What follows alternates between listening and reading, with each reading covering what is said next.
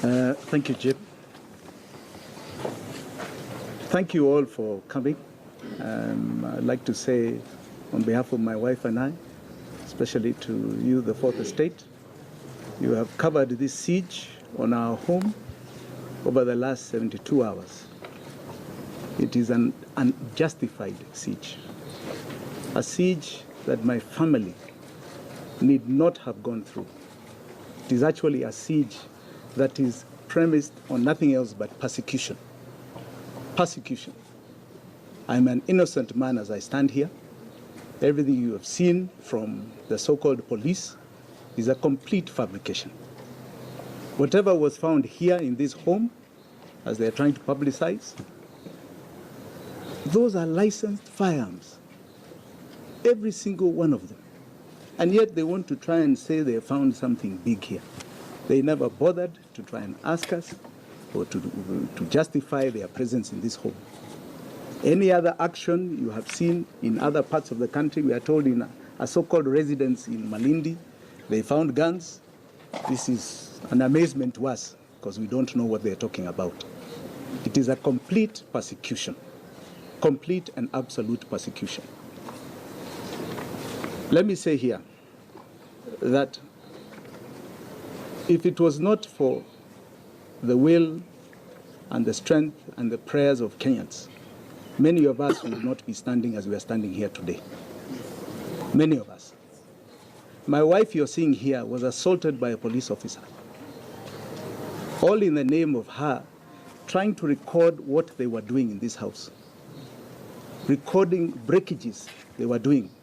There was an order for search. They say it's a so-called order. None of that order said you can break anything. But they broke into this home.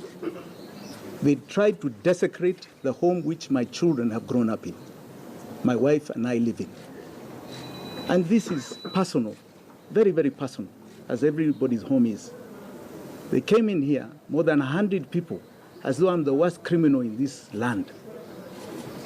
GSU officers armed to the teeth, as though we are such bad people. All contrary to the truth. We are innocent Kenyans. And if they can do that to some of us who live in these suburbs, it is frightening what must be happening to the small Mwananchi. Mwananchi who is struggling every single day to make a living. The kind of persecution they must face daily. Daily. Here, I can tell you, even with all that, I tend to believe because of where they were, there was a bit of restriction on their side. And then when we had friends and media paying attention, there was further restriction. And most importantly, of course, when Baba came, that now made them run away from so-called breakage of the law because they were in total contravention of a court order. I hate to imagine what the small Mwananchi faces in this country every day. This is a home I would like to tell you we struggle to build, but this is a home I want to also tell you that this current regime of Uhuru Kenyatta, this is a home they know. It's a home they have visited. It's a home they've eaten with. They've eaten with my family here in this home many, many times. They have. In fact, their government was formed in this home. In this home. These are the facts. These are the facts. Okay? And I'm going to be very clear here. Right? I also want to say further that after the last general election in 2013, it is this home that Baba here agreed to come to shake hands with Uhuru Kenyatta after the Supreme Court had upheld his declaration. It is this home on Easter Monday that Baba agreed to come. And I remember praying extensively that day because I said, I am such a blessed man in this home and my family to have 10 million plus Kenyans in my home. I felt very blessed. It is here that a peace direction was accepted and a progress forward to Uhuru's own acceptance of leadership in 2013. So this is my father, who has been here for the last 72 hours.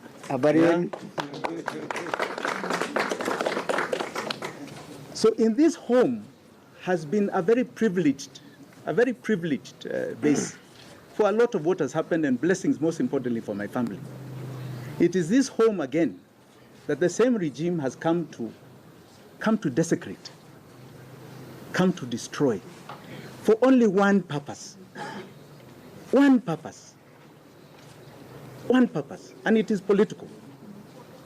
My support for Baba here, which is unwavering and unshaken, unwavering and unshaken, and they will not dissuade us from the path that we have chosen. It is my democratic right, and that those of every Kenyan, to choose and support in whichever manner they can, legally and peacefully, whoever they want. Whoever they want. It is unfortunate that you get victimized for it. This victimization is small in comparison to peaceful demonstrations in this country, where people are being shot. Shot. For what? Even holding a rock is not a crime. You can be picked up for it. Why is it answered with a live bullet? It is so unfortunate what is going on here. And I want to thank all of you, the media, my family, my very good friends who have supported my family. I want to say my lawyers who have done an amazing job, starting with Jim Orengo and Willis Otieno, who hasn't slept all this time. Mole Otende has also been there. And most importantly, I want to say categorically, if it was not for Baba, I don't know where some of my family members would be today. I don't know where some of my family members would have been today. The aggression I am told the police had on this home and on my family, including my aging father, were untold, completely untold. Baba came in at the right time. My wife can't stop crying because he stopped them in their tracks. Stopped them in their tracks when they were desecrating this home. And it is because of that they have backed off this morning. I'm told after they had threatened to lay another siege. They had come here, I'm told, with a few more GSU men, and they had said that they must Vamia by 8 o'clock. But because of Baba and all of the good supporters who are here and outside, they decided to leave. The law to them was irrelevant. This was a stage-managed thing from beginning, and they wanted to execute it no matter what. We want to thank you again for your prayers, and thanks very much. Baba, please. Oh, no. Why don't you say something to that? No, not really.